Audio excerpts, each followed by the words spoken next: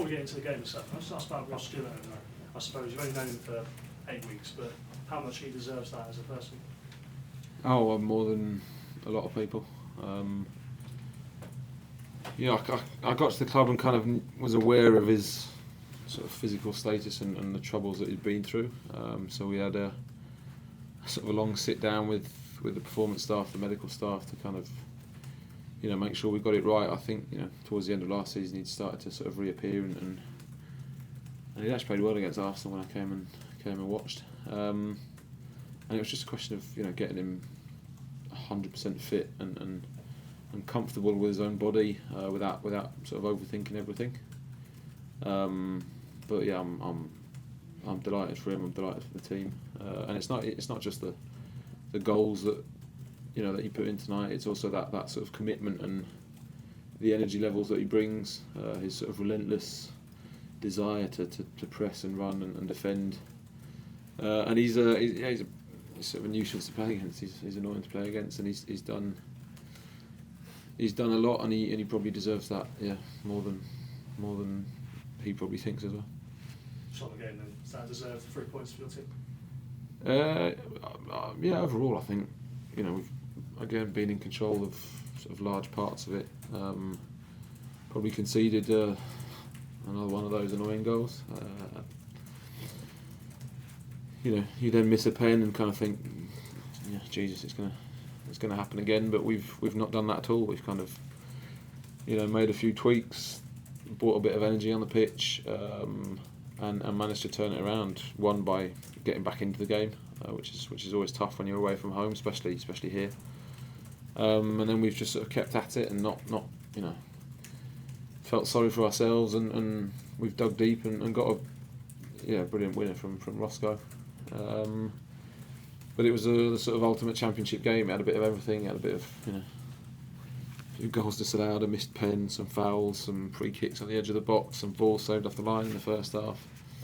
And they're the toughest games to win, and we've managed to sort of walk away with 3 points. And yeah, I'm delighted for them, for the players and for the fans that were here, because that was massive as well. Because it kind of rewards not just the performance tonight, but what we've been doing over sort of the last 10 days, 2 weeks, where results have probably been a bit, frustrating or annoying. And we've kind of stood up again and gone again and believed again, and finally been rewarded for it.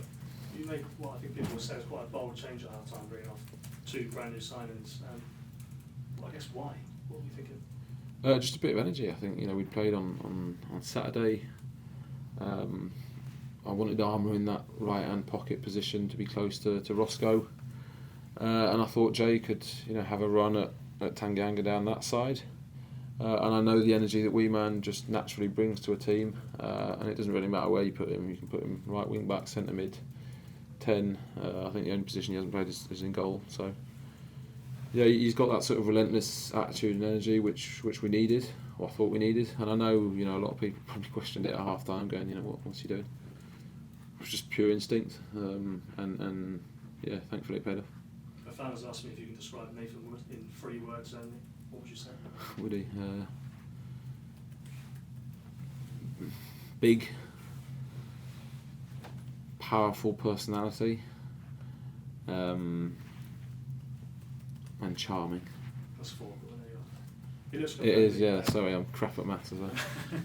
He looks like a top championship Premier League player at the moment. Yeah, he's top class at the moment. He took a touch there in the second half, and I think everyone kind of stood up and thought, bloody hell, Woody, that's brave. That's what we need. We want committed players, we want brave players, and Woody stood up and done a job. He probably didn't deserve to go out of the team when he did, and has come back in and performed really, really well. I mean, Casper, I've showed that before as well, but just seems to get better every game. Is that a really good sign, do you think? Yeah, he's top. He's top quality. I think he's shown that, and he's got so much energy. He bushes out 12k every game, and he's kind of relentless in that energy and defensive aspect. But then he's also he reads the game really well, and he's calm in possession, and he opens a lot of things up without a lot of people noticing. And it it's frustrating for Flynn. I know that, and Flynn probably deserves to play as well. But we've got a lot of quality. It's just about getting the right balance, and we're we're getting there, and the performances over the last, like I said, 10 days, 2 weeks have been pushing towards that. Jack Stevens not in the squad today. A bit of an ankle injury, is it? Yeah, he blocked a shot yesterday in training, and he just twisted his ankle and it's blown up. So we were like, well, that was an annoying one for him and for us, but yeah, nothing more. I noticed that he was in the dugout with you, so you've not had a falling out with him. Not so. Why? With the people thinking we've fallen out? No, there's rumours going around, yeah. Oh yeah. Yeah, he's here, so. Oh, I love Steve-O, nice man. Just on the goal that was ruled out, foul on McCarthy. You happy with that as a correct decision? I don't know, I haven't seen it, honestly. I asked the fourth what happened and he just said he'd got his arms around Al-Mac, and Al-Mac's pretty big, so I'm guessing that he must have kind of got hold of him, but I don't know. I'm not seeing it.